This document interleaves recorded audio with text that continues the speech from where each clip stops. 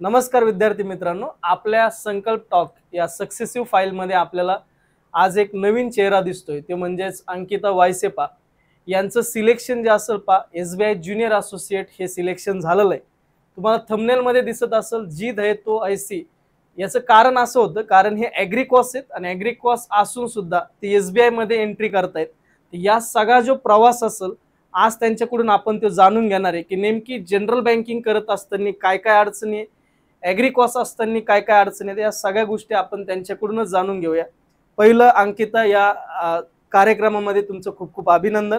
Thank you sir. आणि याच्यामध्ये सुरुवात आपण जे करतोय पा ती फक्त तुमचं जे इंट्रोडक्शन असेल थोडंफार, की याच्यामध्ये तुम्ही कुठून आलात काय, या सगळ्या गोष्टी फक्त एकदा प्रेक्षकांना सांगा. मी अंकिता हरिश्चंद्र वायसे फ्रॉम शेळगाव, तालुका इंदापूर, डिस्ट्रिक्ट पुणे. माझं ग्रॅज्युएशन BSc ॲग्रिकल्चर मध्ये झालं. ते मी कॉलेज ऑफ ॲग्रिकल्चर फलटण मधून केलेले. अच्छा, फलटण म्हणून फक्त BSc ॲग्रिकल्चर, MSc नाहीये ना? नाही सर. अच्छा, BSc ॲग्रिकल्चर फलटण कॉलेज पा. तर ॲग्रिकल्चर केल्यानंतर तुम्ही ज्यावेळेस बँकिंगला आलात त्यावेळेस तुम्ही, मला आठवते तुम्ही इन्क्वायरी, मला वाटतं तुमची आई पण होते, हो सर. ते सगळेजण होते की क्लास लावण्यासाठी ते इथं आलते. तर त्यावेळेस त्यांनी सांगितलं होतं की सर हुशार खूप जास्त आहे, परंतु यांचं सिलेक्शन पहिल्या वर्षी झालं पाहिजे. हो सर. आणि पहिल्या वर्षी सिलेक्शन गेलं आणि असं एकमेव कॅन्डिडेट आहे की जे AFO ची सुरुवात केली आपल्या बॅच मधली, की त्यांनी AFO ची सुरुवात केली आणि 2 वेळेस इंटरव्ह्यू दिलेला आहे हो तुम्ही. सर. तर ज्यावेळेस तुम्ही ॲग्रिकल्चर AFO करायचा निर्णय घेतला होता त्यावेळेस जनरल बँकिंगचा मनात विचार आलता का? नाही सर, मी जेव्हा इथे आले तेव्हा मी पहिले हेच ठरवलं होतं की जाऊन AFO चीच तयारी करायची. फक्त AFOच हो करायची. सर. जनरल बँकिंग कधी ठरलं? जेव्हा माझा फर्स्ट रिझल्ट गेला 1 एप्रिलला AFO चा, तेव्हा मी ठरवलं की वर्षभरात एकच एक्झाम देण्यापेक्षा जनरल बँकिंग मध्ये सगळ्या जास्त द्यायच्या. ऑपॉर्च्युनिटी आहे, तर मग जनरल बँकिंग कडे शिफ्ट झाले. बरं, ज्यावेळेस तुम्ही हे ठरवलं की जनरल बँकिंगला शिफ्ट व्हायचं, त्याच्या अगोदर तर तुम्ही AFO करत होता. हो सर. मग AFO मध्ये आतापर्यंत मला आठवतं की तुमचे इंटरव्ह्यू मीच 2 वेळेस घेतलेले आहेत. हो सर. तर ज्यावेळेस तुम्ही इंटरव्ह्यू पर्यंत जाताय आणि त्याच्यानंतर तुम्ही स्किप होऊन जनरल बँकिंगला येता, असं नाही मनात वाटलं की सर मी ॲग्रिकॉस आहे, मी इथपर्यंत जाते तर मी पुन्हा परत ॲग्रिकल्चर कंटिन्यू ठेवलं पाहिजे? सर मी म्हणजे माझं जेवढी ॲबिलिटी होती तेवढा पहिल्या वर्षी खूप सारा अभ्यास केला होता.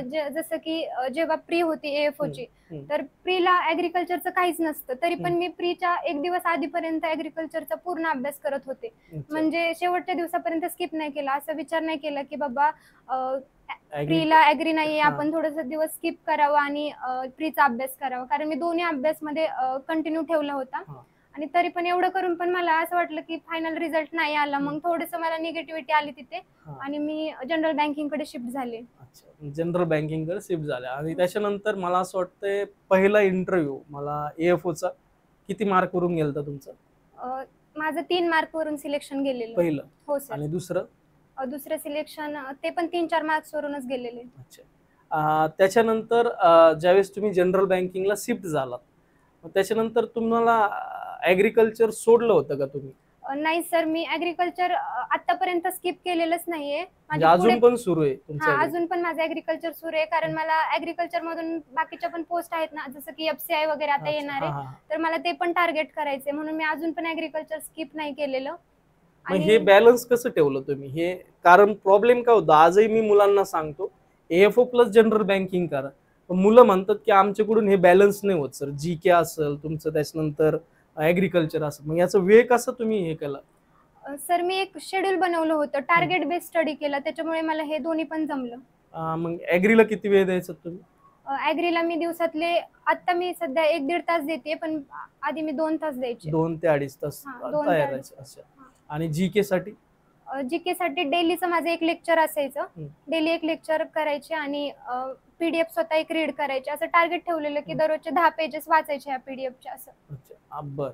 मग GA करताना मला जेवढे मी इंटरव्ह्यू घेतलेत आतापर्यंत, त्याच्यामध्ये सगळ्यात मोठा ड्रॉबॅक्स लेडीजचा असतो की GA, म्हणजे GK जमत नाही जास्त आणि त्याच्यात इंटरेस्ट नसतो. तुम्हाला याच्यात इंटरेस्ट कसं काय आला? सर मी जेव्हा लेक्चर करायचे आणि आम्ही डिस्कशन पण करायचो ना, आमचा ग्रुप होता, तर मग डिस्कशन मधून आम्हाला ते आणि डेलीच्या क्विज पण आमच्या सेपरेट आम्ही आमच्या ग्रुप मधले एक ग्रुप केलाय म्हणजे टेलिग्रामला, ग्रुप मधलेच मुलं ऍड आहेत.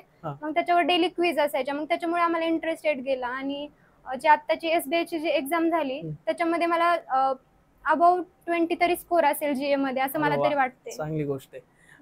त्याच्यानंतर मला सांगा की तुम्ही अशा बॅकग्राऊंड मधून येतात की जे बॅकग्राऊंड तुमचं फॅमिली बॅकग्राऊंड एक एकत्रित फॅमिली, तुम्ही जसं सांगितल्याप्रमाणे, आणि तुमचे घरचे शेती करतायत पप्पा, तर शेतकरी असल्यानंतर काय प्राऊड असतो, कारण ही आता फिलिंग मी तुम्ही घरी गेल्यानंतर पाहिली असेल, ही फिलिंग कशी होते?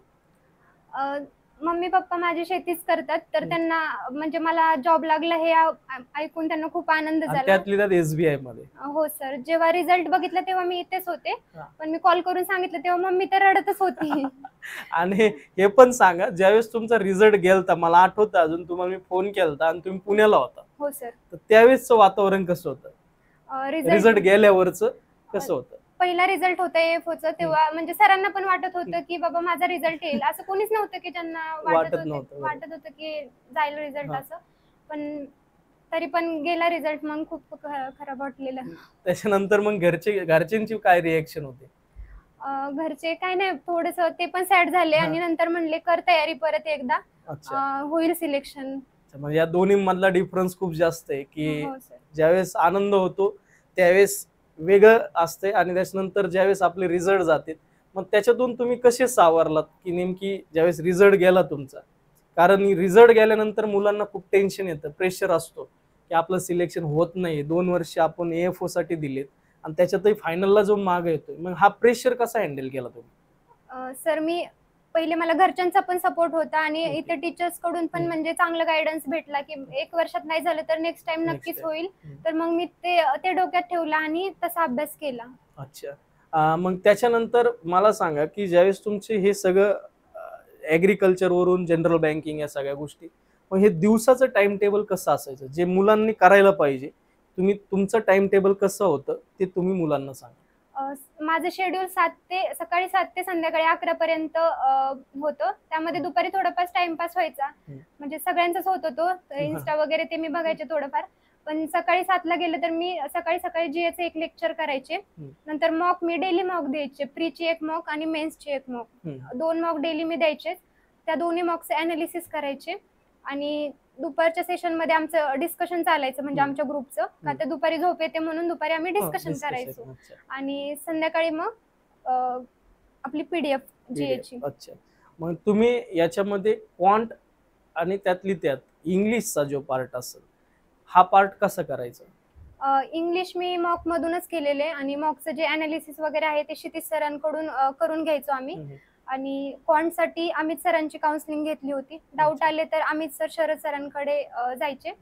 आणि माझा मेन प्रॉब्लेम होता स्पीड नव्हते. स्टार्टिंगला मी सरांना म्हणायचे की मला स्पीडच येत नाहीये, मी कन्सेप्ट क्लिअर आहेत पण स्पीड नाहीये. तर मग शरद सरांनी आम्हाला टास्क दिले होते की एवढे 100 हे सोडवा, एक्झाम्पल सोडवा, मग त्यातून माझं कव्हर झालं. आणि रिझनिंग मला आठवतंय पहिल्या वर्षी थोडं रिझनिंग अवघड होतं मला, तुम्ही ज्यावेळेस AFO होता, आणि आपले तुमच्या बॅचचे आज बऱ्यापैकी जॉईन आहेत, कृषी सेवक आहे, काही AFO आहेत, पण त्यांचे बऱ्याच जणांचा प्रॉब्लेम झाला की रिझनिंग गेलता, तुमचा निघला होता. पण ह्या रिझनिंगला कसं हँडल, कारण मेन प्रॉब्लेम काय होतो रिझनिंगचा, सोपं वाटतं पण तुमचं पझल असेल, सिटिंग अरेंजमेंट असेल, याच्यामध्ये स्टक होतात मुलं, हे कसे प्रॉब्लेम सॉल्व्ह केले? रिझनिंग साठी मी बाकी कोणाला नाही पण अमोल सरांकडूनच शिकलेली आहे, कारण बॅच इथंच केली आणि कन्सेप्ट वगैरे क्लिअर होत्या. मॉकमधूनच मॉकचं अनालिसिस वगैरे केलं, त्याच्यातूनच माझं रिझनिंग क्लिअर झालं. आणि क्रिटिकल रिझनिंग मी सरांकडून PDF घेतल्या होत्या, त्याच्या थ्रू प्रॅक्टिस करून ते क्रिटिकल रिझनिंग कव्हर केलं. मग तुम्ही ज्यावेळेस, आता बऱ्याच जणांना असं म्हणणं असतं, कारण आमच्या वेळेस जे AFO व्हायचे ते स्पीड मॅथ केलं तरी जमायचं, पण तुमच्या वेळेस म्हणजे मागच्या 2-3 वर्षापासून क्रिटिकल रिझनिंग असेल, कमर्शियल मॅथ असेल, ह्यांना तुम्ही कसं का, कारण तुम्ही ऍग्रिकॉस आहे आणि त्यात कमर्शियल मॅथला कन्सेप्च्युअल पार्ट असतो, हे कसं हँडल केला तुम्ही? मी लेक्चर केले कमर्शियलचे, पूर्ण टॉपिक वाईज लेक्चर केले, नंतर मॉक दिल्या आणि मॉक मधून मग जे डाऊट येत आहेत ते सरांना विचारले, त्याच्यातून माझं अरिथमॅटिक पूर्णपणे कव्हर झालं. आणि क्रिटिकल रिझनिंग मी एक्झाम्पल सॉल्व्ह करूनच, मॉक देऊनच ते पण केलेले. ते कमर्शियल मॅथ मधलं जे इंग्लिश असेल ते कसं समजून घ्यायचं तुम्ही, कारण मेन प्रॉब्लेम तोच आहे की मुलांना ते गणितच समजत नाही. इंग्लिश सर आधीपासूनच चांगलं होतं इंग्लिश, अच्छा. त्याच्यामुळे समजत होतं ते. ओके. आणि त्याच्यानंतर मला आठवतंय तुमचं जे की इंग्लिशचा जो स्कोर असेल ते जवळपास 12, 13, 14 असं राहायचं हो AFO सर. ला पण. हो सर. तर तो कसा मेंटेन ठेवला होता तुम्ही? कारण होतं काय, आपल्या ऍग्रिकल्चरच्या मुलांचा स्कोर बऱ्याच जणांचा 10च्या पुढे नसतो किंवा 10च्या खाली असते किंवा आसपास असतो. तर हे कशा प्रकारे तुम्ही केलं इंग्लिशसाठी? इंग्लिशसाठी काउन्सिलिंग घेतलं डेली आणि त्याच्या थ्रू केलेले, म्हणजे मॉक दिल्या, त्याचं अनालिसिस आणि डेली काय काय करायचं म्हणजे ओकॅब वगैरे ते केलं. बर. त्याच्यानंतर मला हे सांगा की तुमचा प्लॅनिंग म्हणजे मुलांचं असं असतं की सर मला या टॉपिकला किंवा या सब्जेक्टला एवढा वेळ सांगा, हे कसं करत होतात तुम्ही? कारण वेळ कसा ठरवत होतात? क्वांटला किती वेळ, रिझनिंगला किती वेळ असं?